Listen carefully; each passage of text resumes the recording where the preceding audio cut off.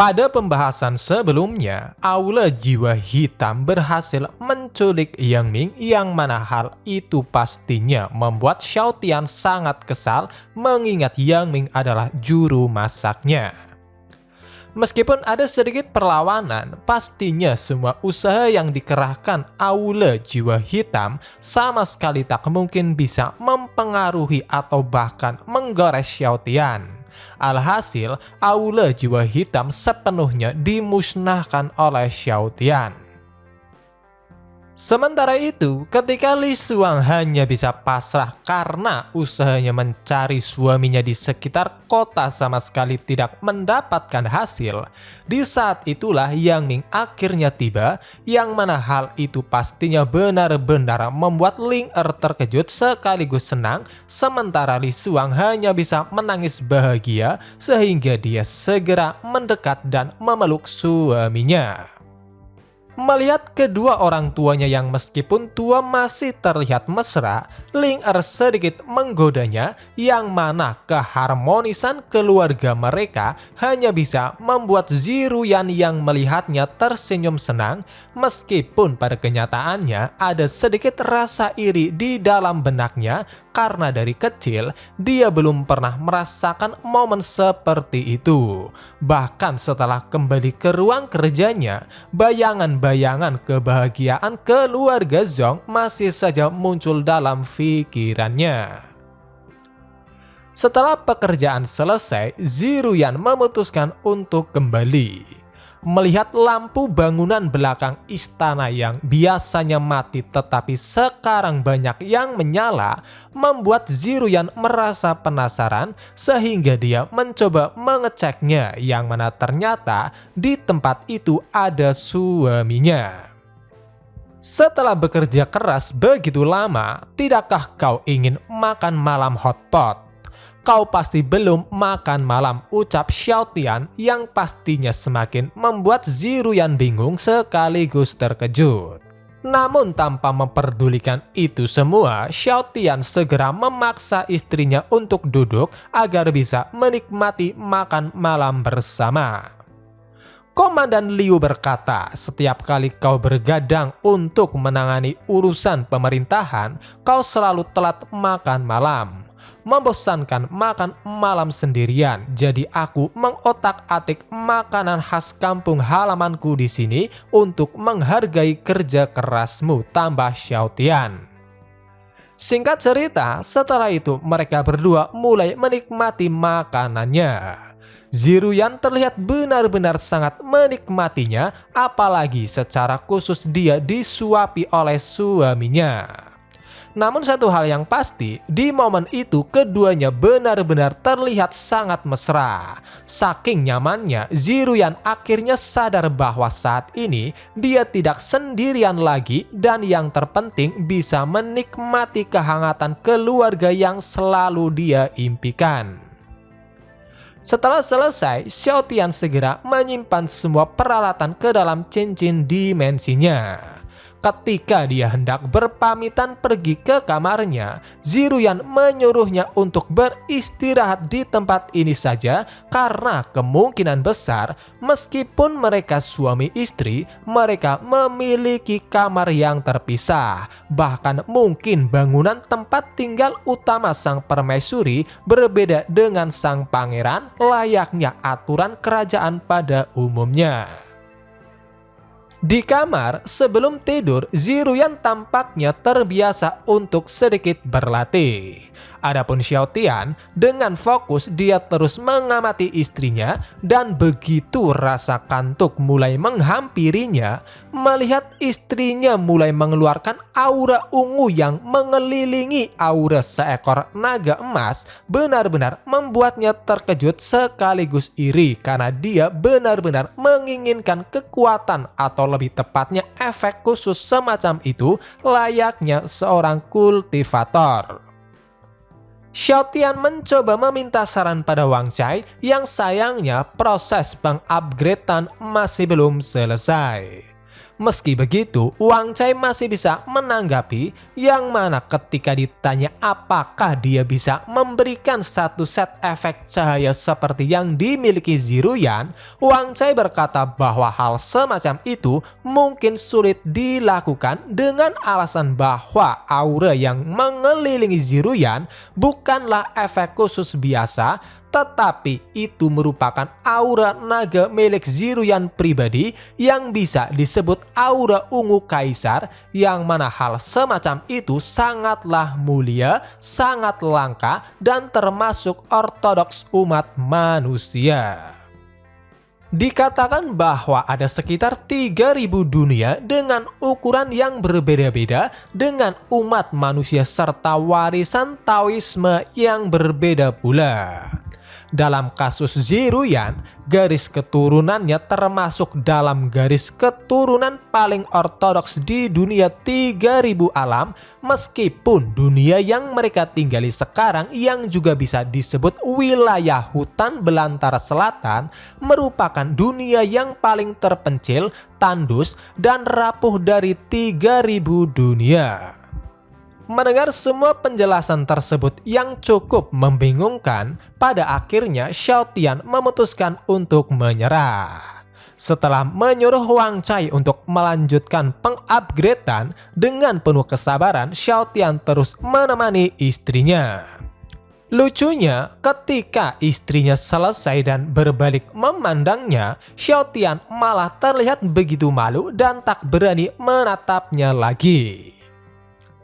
Karena latihan telah selesai, Ziruyan mengajak suaminya untuk segera beristirahat. Yang tak terduga, ketika Xiao Tian sedang lengah, tiba-tiba Ziruyan mengambil sebuah tindakan tak terduga, yang mana tiba-tiba dia menciumnya sebelum akhirnya kembali ke posisi semula, dan dengan wajah yang merah merona, dia menjelaskan bahwa semua itu sekedar hadiah rasa terima kasih atas makan malam sebelumnya. Adapun Xiao Tian, kondisinya malah lebih buruk ketimbang Ziruyan karena bagaimanapun juga itu merupakan ciuman pertamanya. Sementara itu di tempat lain, sekelompok orang yang ternyata sisa-sisa dari aula jiwa hitam, mereka terlihat sedang mengamati pesan yang ditinggal oleh Xiao Tian.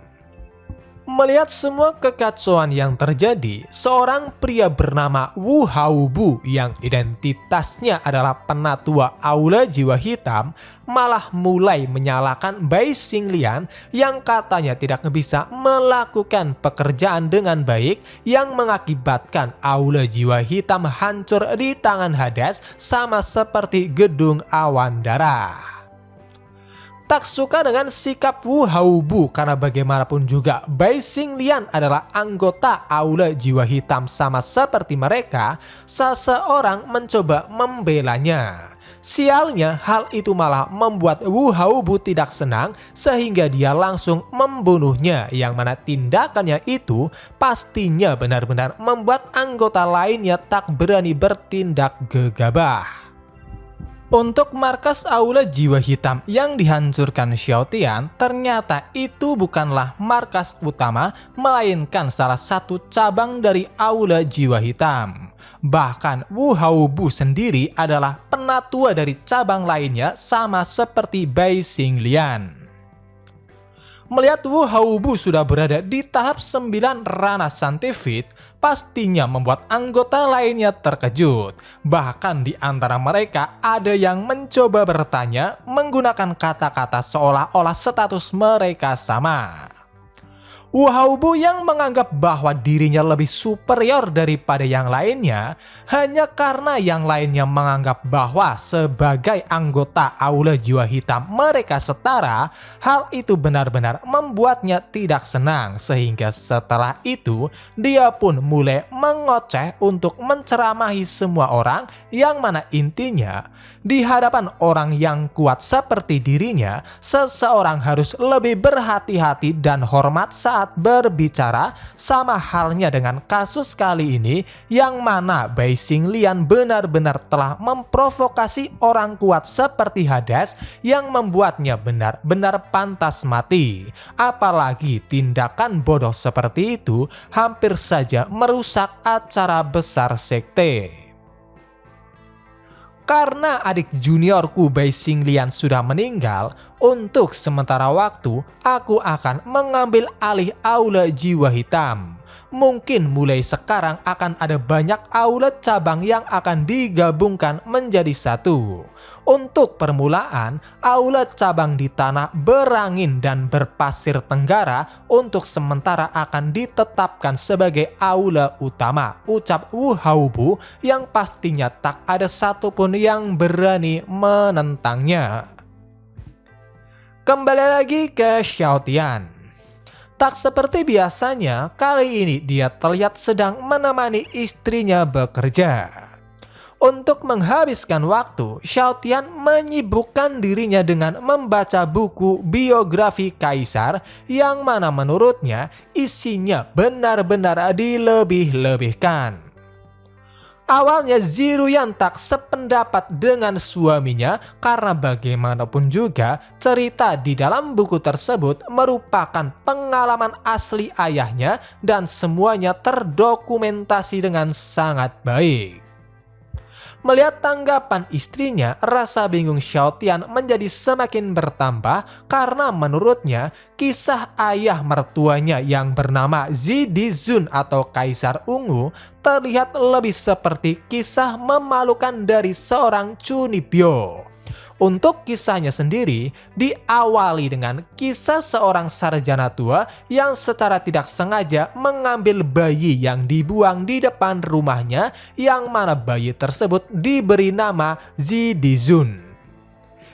Dikatakan sejak kecil Zi Dizun sudah menjadi anak yang berbeda dari anak-anak lainnya karena dia memiliki naga yang bernyanyi dan bersiul di tubuhnya saat tidur.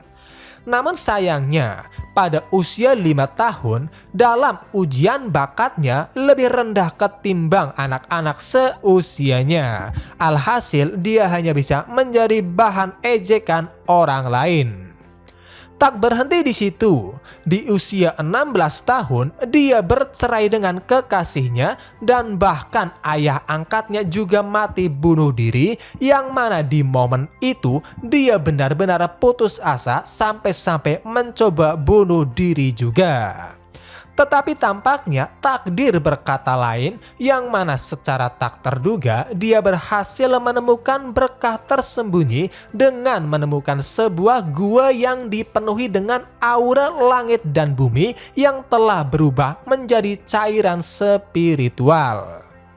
Di tempat itulah, di bawah infus cairan spiritual yang sangat besar, tubuh kaisar tertinggi Zi Dizun akhirnya terbangun. Begitu keluar dari pengasingan, dia mulai berkeliling dunia, bertemu banyak teman, dan secara bertahap mendapat ketenaran. Di saat Zi Dizun merasa bahwa hidupnya mulai membaik, wanita yang dulu menceraikannya tampaknya tak menyukai keadaannya sekarang, sehingga bersama dengan putra dari hakim tingkat tinggi, mereka mulai mengganggunya dan bahkan sering membuat masalah dengannya. Untuk melampiaskan kekesalannya itu, Zi Dizun yang benar-benar tak memiliki pilihan lain lagi, akhirnya membunuh putra sang hakim, yang mana tindakan itu kembali menempatkan dirinya pada situasi yang sulit karena telah memprovokasi para pejabat. Para pejabat yang kesulitan menangkap Zi Dizun malah mulai mengincar dan membantai teman-teman dan juga kerabatnya. Alhasil, Zi Dizun yang benar-benar sangat marah mulai melawan balik, dan setelah berhasil membunuh sang hakim di usianya yang baru menginjak 20 tahun, akhirnya dia mendirikan dinasti Yan Agung dan menjadi kaisar besar di mata ayah angkatnya yang telah tiada. Xiaotian hanya bisa menganggap kisah tersebut benar-benar sangat aneh karena jalan ceritanya sendiri seperti menempatkan ayah mertuanya pada posisi seorang protagonis yang umum terjadi di dalam novel. Sehubungan dengan itu, karena istrinya benar-benar tidak mengetahui kejanggalan dari kisah tersebut, secara perlahan tapi pasti, dia mulai menceritakan tentang kekurangan-kekurangan dari kisah ayah mertuanya, yang mana semakin banyak dia mengungkapkannya, semakin banyak pula informasi yang diterima Ziruyan, sehingga dia yang awalnya masih bersikap tenang, akhirnya berubah menjadi serius. Bahkan setelah itu dia mencoba membaca dan memahami isi di dalamnya dan benar-benar dibuat terkejut karena apa yang dikatakan suaminya sangatlah tepat. Aku tidak tahu apakah itu benar-benar kebetulan atau ada seseorang di sana yang penuh dengan selera buruk mencoba menulis ulang kisah ayah mertua. Setelah diadopsi oleh cendekiawan tua yang ditulis dalam novel, ayah mertua benar-benar memulai kehidupan seperti protagonis sebuah novel, ucap Xiaotian, yang membuat Ziruyan hanya bisa bertanya-tanya. Apakah mungkin kehidupan legendaris ayahnya benar-benar telah dimanipulasi oleh seseorang? Sama sekali tak bisa menemukan jawaban pastinya, Ziruyan memutuskan untuk tidak terlalu memikirkan itu semua dan memilih untuk lebih fokus pada kehidupan saat ini. Mengira bahwa suaminya masih mengkhawatirkan tentang kisah ayahnya, Ziruyan lantas meyakinkannya bahwa semuanya pasti akan baik-baik saja karena meskipun ada kekuatan tersembunyi yang telah memanipulasi kehidupan ayahnya, dengan kekuatannya saat ini, konspirasi apapun yang akan datang pada akhirnya hanya akan menjadi sebuah lelucon. Bahkan jika situasinya benar-benar memburuk hingga tidak dapat diperbaiki, jika seseorang menginginkan hidupmu, mereka harus melangkahi dulu mayatku, tambah Ziruyan, sebelum akhirnya dia kembali melanjutkan pekerjaannya.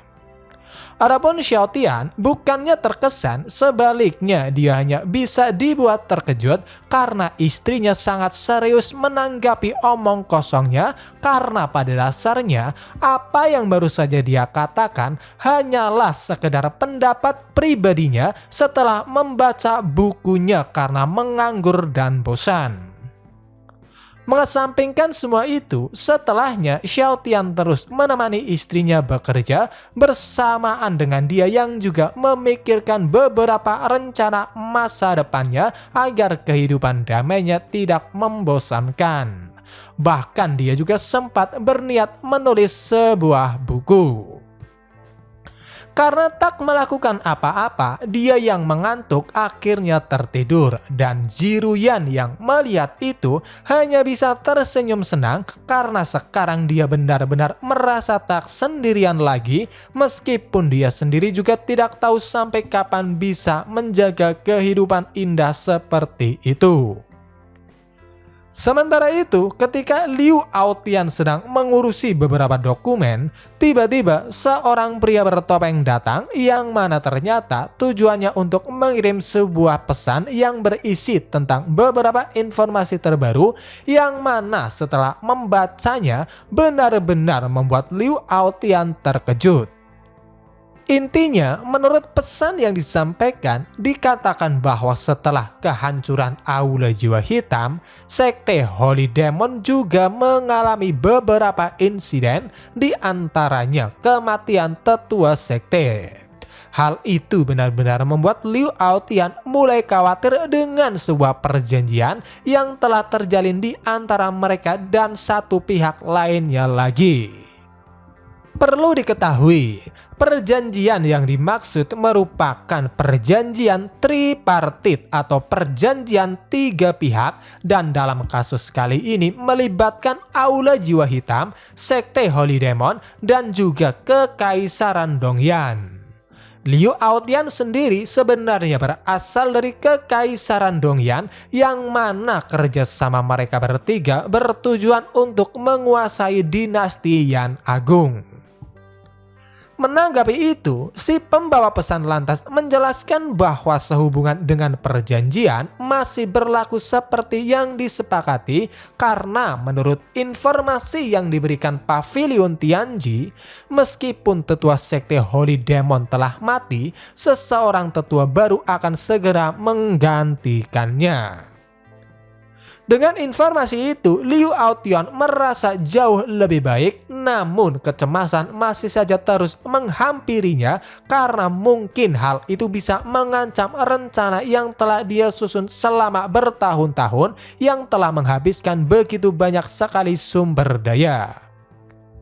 Tiba-tiba si pembawa pesan menyerahkan sebuah kertas yang mirip seperti jimat, yang mana hal itu benar-benar membuat Liu Aotian sangat terkejut karena dari apa yang dikatakan olehnya, tampaknya jimat tersebut lebih seperti kartu draft terakhir yang jika digunakan akan menjadi jalan buntu dan tidak akan ada akhir selain kematian. Yang Mulia mengatakan bahwa paling buruk ikan akan mati dan jala akan rusak tetapi tidak mati, ucap si pembawa pesan menyampaikan pesan tuannya. Melihat seberapa seriusnya permasalahan tersebut, pastinya kembali membuat Liu Aotian terkejut. Oleh karena itu, dia mencoba bertanya siapakah selain mereka yang mengetahui tentang permasalahan tersebut, yang ternyata hanya 4 Raja Agung yang mengetahuinya.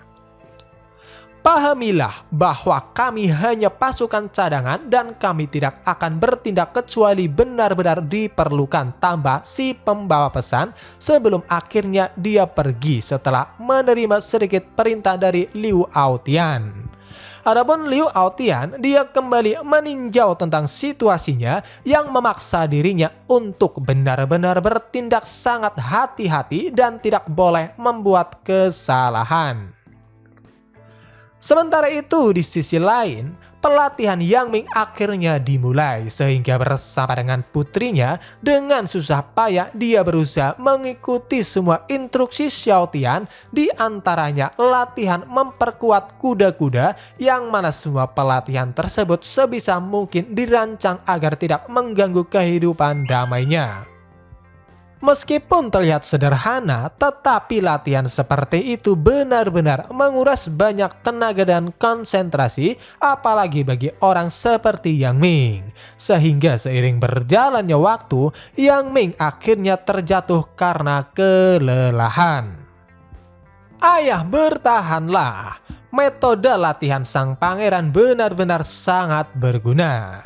Tidak hanya sesederhana memoles fondasi, tetapi ini juga tampaknya dapat meningkatkan bakat, ucap Ling Er yang meskipun tubuhnya mulai gemetar, sebisa mungkin dia tetap bertahan.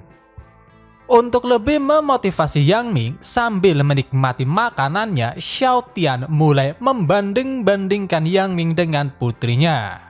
Tak lupa dia juga mulai menjelaskan tentang metode kultivasinya yang katanya menggunakan kekuatan langit dan bumi. Bahkan sampai sejauh ini dia terbiasa melatih tubuh secara eksternal, memurnikan ki secara internal, mengkultivasi diri sendiri, serta terus-menerus menggali potensi sendiri dan menembus batas tubuh manusia. Sehubungan dengan itu, untuk benar-benar memulai kultivasi yang baru saja dijelaskan, Yang Ming dan yang lainnya memerlukan fondasi tubuh yang kuat, dan itulah alasan mengapa mereka diminta untuk melakukan pelatihan seperti itu. Baiklah, terus berlatih. Kelelahan fisik adalah awalnya. Penajaman semangat harus dimulai dari sekarang, tambah Xiao Tian, yang mana dia sangat yakin dengan bakat yang dimiliki Yang Ming, dalam waktu dekat nama kavaleri tank berat mungkin akan tersebar kemana-mana.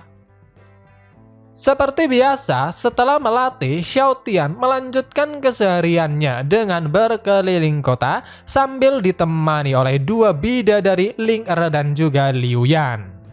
Dengan semua prestasi yang telah dicapai, orang-orang kota benar-benar sangat menghormati Xiao Tian. Bahkan setiap pedagang yang dilewati pasti akan menawarkan barang dagangan mereka secara gratis sebagai tanda terima kasih, dan pastinya setiap orang-orang di kota yang dia temui pasti akan melontarkan beberapa kata penuh pujian. Meskipun semua itu termasuk dalam rencananya untuk menunjang kehidupan damainya, Xiao Tian sendiri benar-benar tak menyangka dampaknya akan sehebat itu. Apalagi yang benar-benar membuatnya tak berdaya karena dirinya malah mendapat sebuah gelar aneh, yaitu Dewa Perfect Sofresh, yang mana Sofresh bisa diartikan sebagai seorang lelaki yang bergantung pada istrinya. Keadaannya menjadi semakin terpuruk begitu mengetahui bahwa kedua pengawalnya memiliki gelar yang jauh lebih keren ketimbang dirinya, yang mana Ling Er mengaku bahwa dia diberi gelar pedang tarian api oleh Yang Mulia Permaisuri, sedangkan Liu Yan memiliki gelar anjing elang kekaisaran. Setelah itu, masih dengan ekspresi murungnya, Xiao Tian terus berjalan menyusuri kota. Bahkan ketika mereka melewati seorang pengemis, Xiao Tian sama sekali tak menoleh, seolah-olah dia tidak menyadarinya, yang mana hal itu pastinya membuat Liu Yan sedikit bingung dan hanya bisa menganggap bahwa alasannya karena sang pangeran saat ini benar-benar dalam suasana hati yang buruk. Aku benar-benar tak menyangka akan ada wanita berbakat seperti itu di tempat seperti ini. Sungguh mengejutkan, ucap si pengemis melihat kepergian ketiganya. Untuk tujuan Xiao Tian sendiri, ternyata dia pergi menuju kawasan pegunungan Xingyan Tenggara, karena di tempat itulah dia telah mengelola sebagian wilayah yang dijadikan sebagai tempat pembiakan babi hutan, ayam, bebek, dan ternak lainnya. Kedatangan Xiao Tian disambut langsung oleh wali kota yang terlihat benar-benar sangat bahagia karena bagaimanapun juga tak hanya menciptakan anggur permaisuri Xingyan, Xiao Tian juga berinisiatif mengkontrak kawasan pegunungan Tenggara untuk dijadikan peternakan, yang mana daging liar dari hasil budidaya telah menjadi makanan paling ikonik kedua di kota Xingyan setelah anggur permaisuri. Menerima semua pujian itu, Xiao Tian pastinya sangat bangga pada dirinya sendiri karena semua upayanya untuk menunjang kehidupan damainya berjalan sesuai dengan apa yang dia rencanakan. Bahkan untuk menjaga hasil ternaknya, khususnya babi hutan, agar tetap aman, dia telah menyuruh seseorang untuk membuat sebuah formasi kuno di seluruh gunung sehingga tak sembarangan orang bisa masuk dan mencuri bahan-bahan makanannya. Setelah itu, untuk sementara waktu obrolan mereka terus berlanjut, meskipun Xiao Tian sendiri sebenarnya ingin segera kembali dan menyuruh Yang Ming membuatkan dirinya sesuatu yang enak. Tiba-tiba dia bisa mendengar sesuatu yang mana ternyata ada seseorang yang diam-diam berusaha memasuki peternakannya, dan dari kata-katanya tampaknya pihak lain telah terjebak di dalam formasi dan sedang berusaha membebaskan diri. Xiao Tian benar-benar terkejut karena di siang hari ada yang berani mencoba mencuri babinya. Dia yang sangat yakin akan hal itu, tanpa berbasa-basi lagi segera pergi untuk menangkap si pencuri, meninggalkan ketiganya yang benar-benar bingung karena mereka sama sekali tak bisa mendengar apa yang bisa didengar oleh Xiao Tian. Untuk sosok pencuri yang dimaksud, ternyata dia adalah pengemis sebelumnya yang bernama Lu Shaoyuan, dan ternyata identitas aslinya adalah permaisuri kerajaan iblis Yuanxi, dan dia juga adalah pemimpin baru sekte Holy Demon. Meskipun dirinya bukanlah orang biasa, terjerat dalam formasi kuno benar-benar membuat dirinya tak berdaya dan akan membutuhkan beberapa jam agar dia bisa membebaskan diri. Ketika sedang bingung mencari solusinya, tiba-tiba dia bisa merasakan ada seseorang yang datang, sehingga ada sedikit harapan mengira bahwa orang tersebut bisa membantu dirinya. Namun begitu melihat sosok yang datang ternyata adalah Xiao Tian, yang mana dari sudut pandangnya hanyalah orang biasa, ekspresi senangnya kembali digantikan dengan ketidakberdayaan. Bukannya langsung menolong ataupun menangkap Lu Shaoyuan, entah mengapa Xiao Tian malah asik mengamatinya dengan wajahnya yang sedikit merah merona, karena jujur saja adegan tersebut cukup membuat Xiao Tian bersemangat. Lu Shaoyuan yang benar-benar tak berdaya hanya bisa berteriak kesal bercampur malu. Ketika Xiao Tian mendekat, Lu Shaoyuan sedikit khawatir, tetapi untungnya Xiao Tian hanya ingin menolong, yang mana dengan mudah dia merobek semua tali yang mengikat Lu Shaoyuan, yang mana hal itu pastinya benar-benar membuat Lu Shaoyuan terkejut sekaligus bingung. Tahu bahwa wanita di depannya merupakan pengemis yang sebelumnya dia abaikan, setelah mengucapkan permintaan maaf, Xiao Tian tiba-tiba mengeluarkan beberapa uang dari balik bajunya untuk diberikan pada Lu Shaoyuan, karena dia sendiri mengira alasan Lu Shaoyuan mengambil resiko untuk mencuri babinya karena dia sedang kelaparan, sehingga dia yakin jika sebelumnya dirinya memberikan beberapa uang, Lu Shaoyuan tak mungkin melakukan semua itu. Dan ternyata tebakan Xiao Tian tidak sepenuhnya salah, karena tujuan Lu Shaoyuan memang ingin mengambil dan menikmati daging babi pegunungan Xingyan yang legendaris. Seolah-olah melupakan tujuan awalnya, sekarang Lu Shaoyuan malah mulai tertarik dengan kekonyolan Xiao Tian. Bahkan secara terang-terangan dia bertanya, maukah Xiao Tian merawat dirinya? Dengan pemikiran konyol Xiao Tian, pastinya dia tak sepenuhnya menganggap serius apa yang dikatakan Lu Shaoyuan, dan sebaliknya dia masih yakin bahwa Lu Shaoyuan adalah seorang pengemis. Sungguh tragis nasib gadis ini. Untuk bertahan hidup, dia pertama mengemis, lalu mencuri babi, dan akhirnya bahkan menjual dirinya dan jiwanya. Apakah seperti ini cara Liu Aotian mengatur negara? Ucap Xiao Tian yang masih saja fokus pada pemikirannya sendiri. Adapun Lu Shaoyuan melihat sikap Xiao Tian, dia mengaku bahwa Xiao Tian adalah orang yang sangat aneh. Tetapi yang membuatnya benar-benar penasaran, kenapa Xiao Tian terlihat tidak menginginkan dirinya. Oleh karena itu, mengambil pilihan terakhir, dia pun mulai bersikap genit untuk merayunya, yang berujung mendapat pukulan keras di kepalanya. Sial, ternyata ada pria yang bisa menolakku. Dia bahkan menolakku 2 kali, pikir Lu Shaoyuan.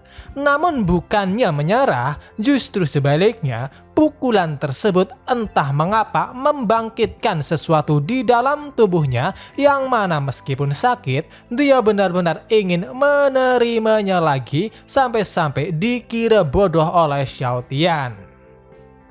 Dengan pemikiran bijaknya, kemudian Xiao Tian berusaha memberikan beberapa nasihat pada Lu Shaoyuan agar tidak boleh menyerah pada diri sendiri dan terus bekerja keras agar bisa mencapai apa yang diinginkan.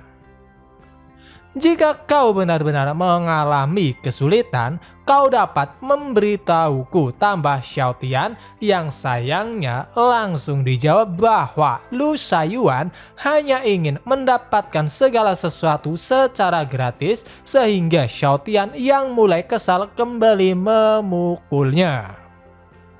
Karena perlakuan seperti itu yang diharapkan, Lu Shaiyuan benar-benar sangat senang. Bahkan dia terus berusaha memancing amarah Xiao Tian, dan untungnya di detik-detik terakhir Xiao Tian menyadari tentang kelainan Lu Shaiyuan.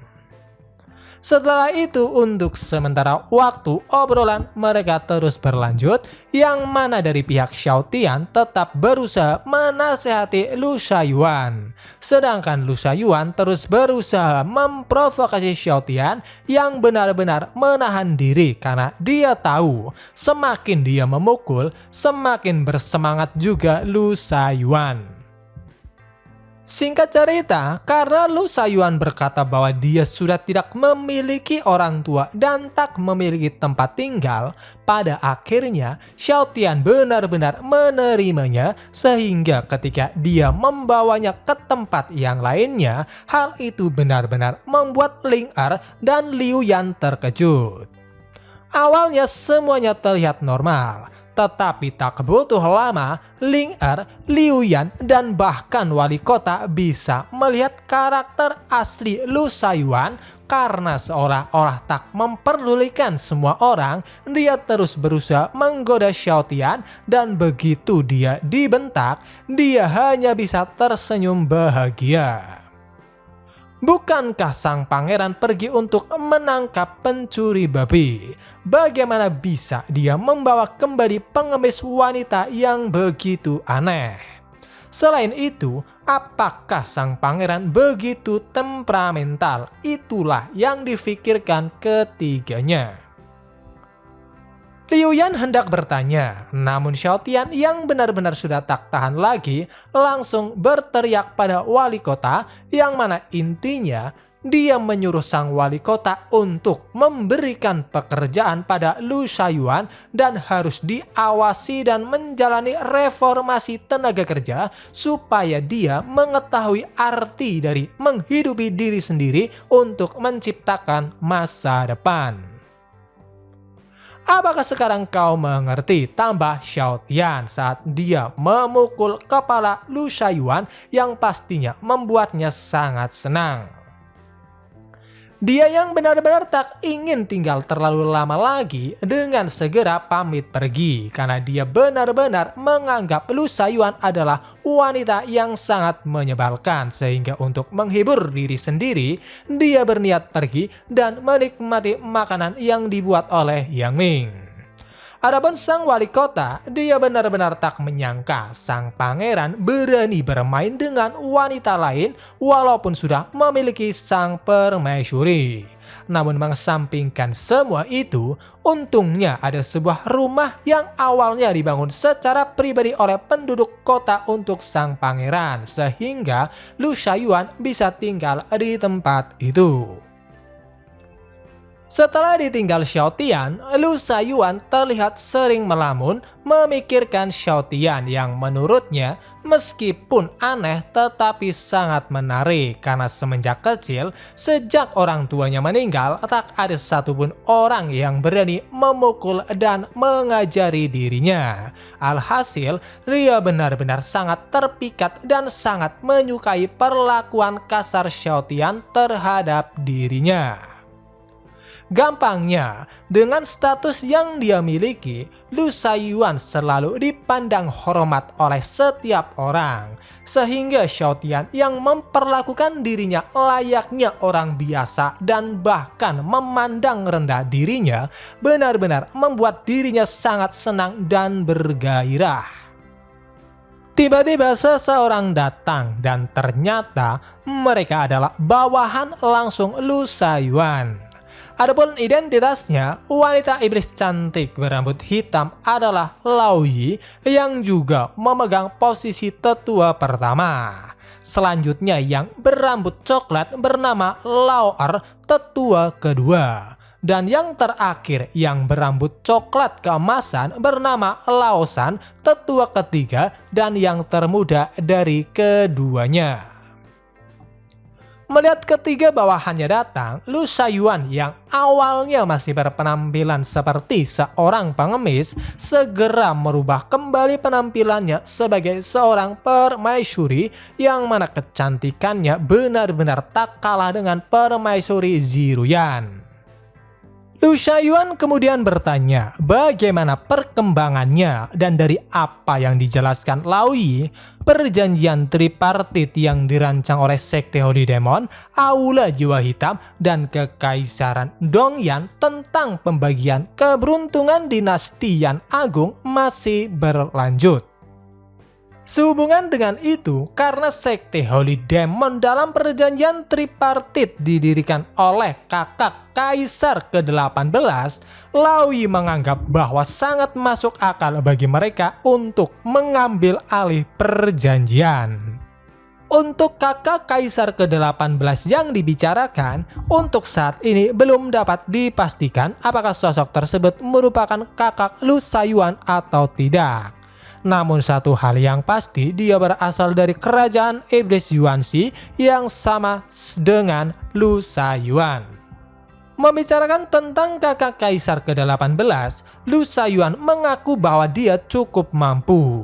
Jika saja bukan karena orang tua mereka yang memimpin perang demi kekuasaan kekaisaran, kerajaan iblis Yuanxi tidak akan jatuh dalam perang saudara yang pada akhirnya mereka semua mati di tangan satu sama lain. Bahkan untuk bertahan hidup, Lu Shaoyuan harus berjuang untuk tahta dengan lebih dari selusin saudara laki-laki dan perempuan yang menyebabkan banyak kemarahan. Saat ini vitalitas Aula Jiwa Hitam terluka parah dan bantuannya terbatas, jadi kita masih akan mengikuti pendekatan sebelumnya. Gunakan sumber daya untuk membeli hati dinasti Yan Agung dan hancurkan dinasti Yan Agung dari dalam, ucap Lu Shaoyuan memberikan perintah pada ketiganya. Setelah itu ketiganya mulai memikirkan tentang rencana untuk menghancurkan kekaisaran Dayan dari dalam.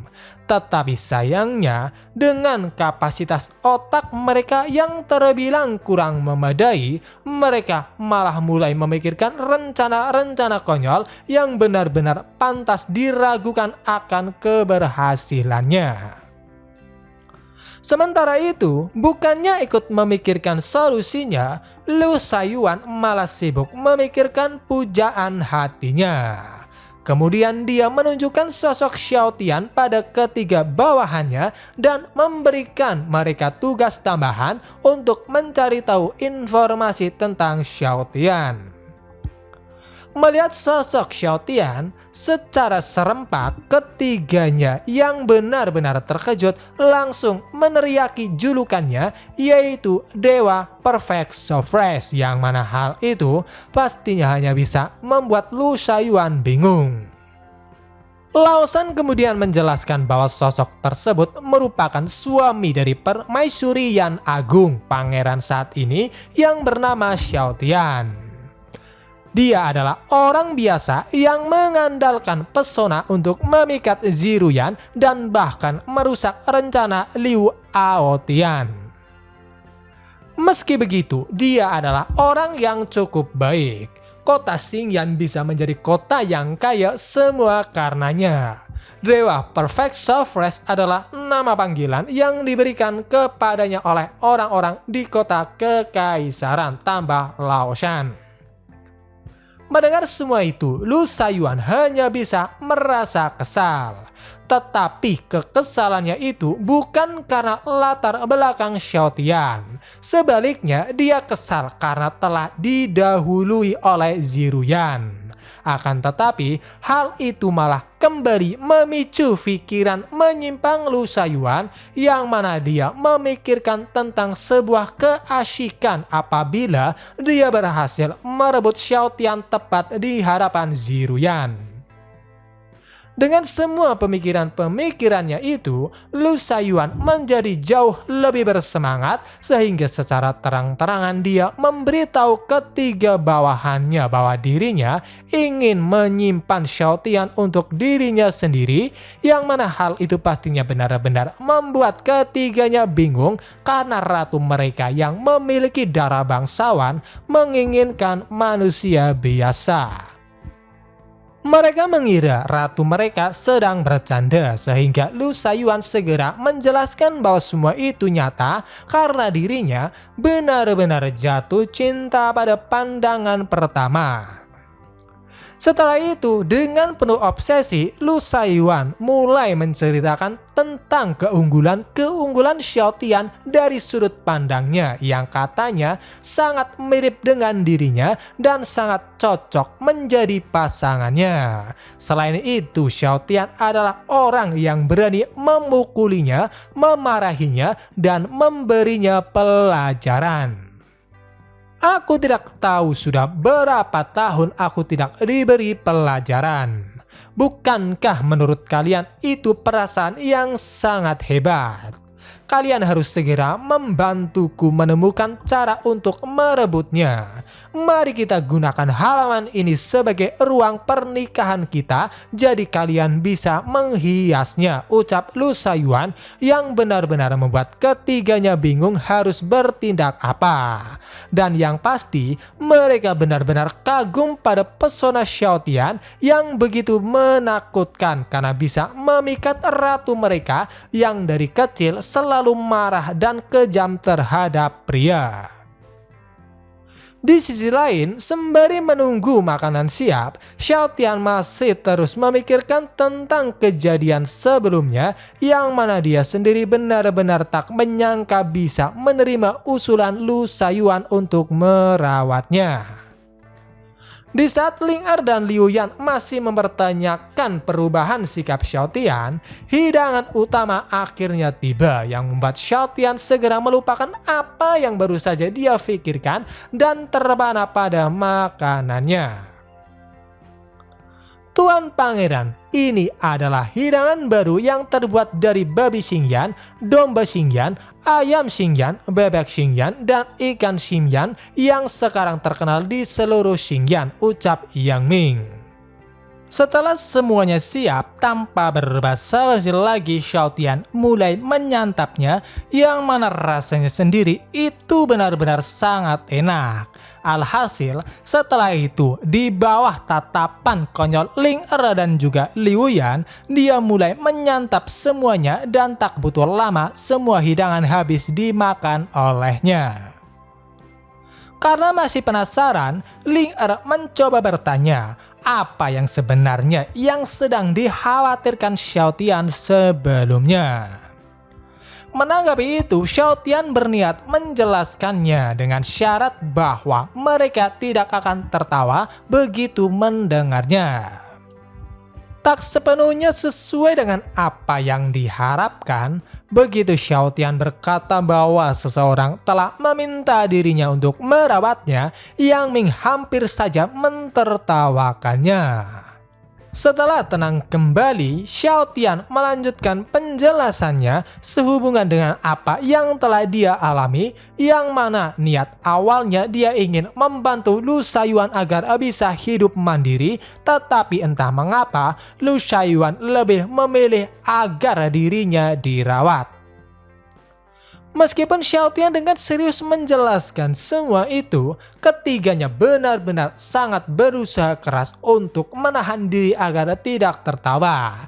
Dan pada akhirnya, Ling Er tak bisa menahannya lagi dan mulai mentertawakannya. Sialan, dasar bocah kecil. Padahal aku sudah menahannya untuk waktu yang lama, teriak marah Xiao Tian. Alhasil, setelah itu selain Liu Yan, keduanya harus menerima hukuman. Sementara Xiao Tian pergi bersama Liu Yan. Ini tidak adil. Padahal ayah yang begitu serius tertawa terbahak-bahak, jadi mengapa aku kena getahnya juga, pikir Ling Er.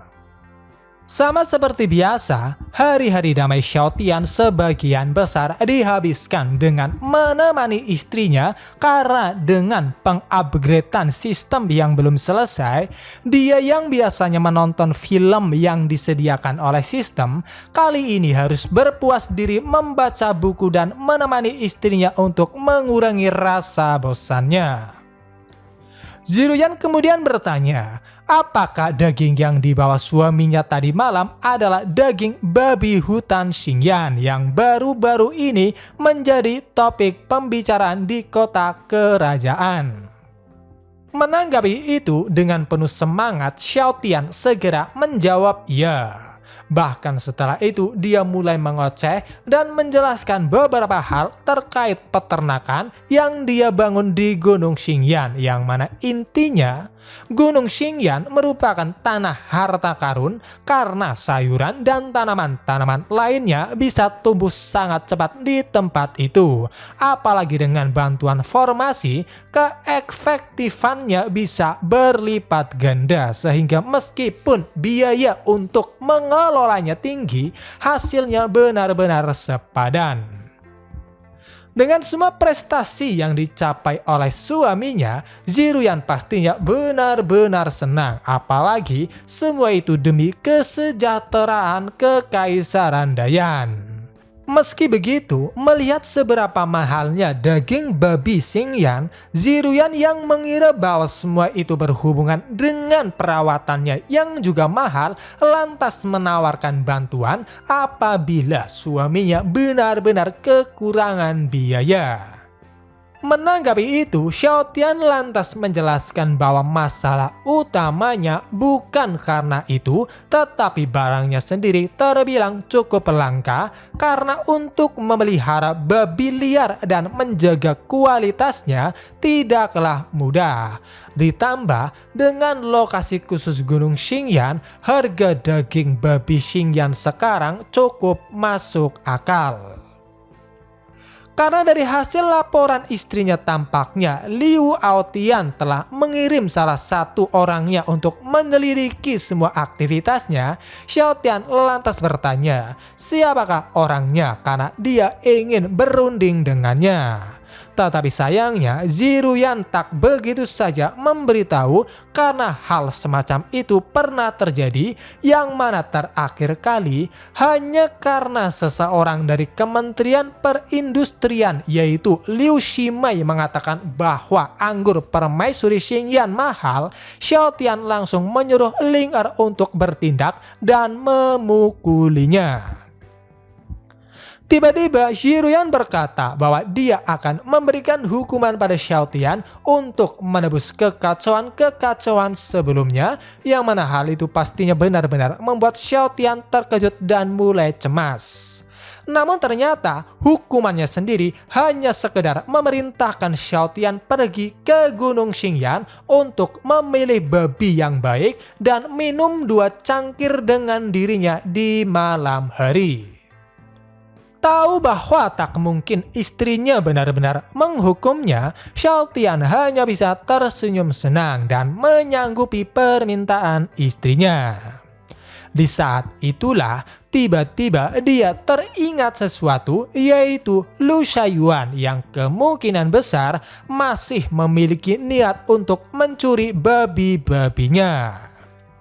Benar-benar khawatir akan hal tak masuk akal itu, tanpa pikir panjang lagi Xiaotian langsung melesat pergi meninggalkan istrinya yang benar-benar bingung pada tindakan mendadak suaminya. Aku pergi dulu. Tampaknya seseorang masih berpikir untuk mencuri babiku, teriak Xiaotian yang sudah pergi entah kemana. Oke semua, mungkin cukup sampai di sini dulu video pembahasan kali ini. Terima kasih buat kalian yang sudah menonton dan sampai jumpa lagi di video-video berikutnya.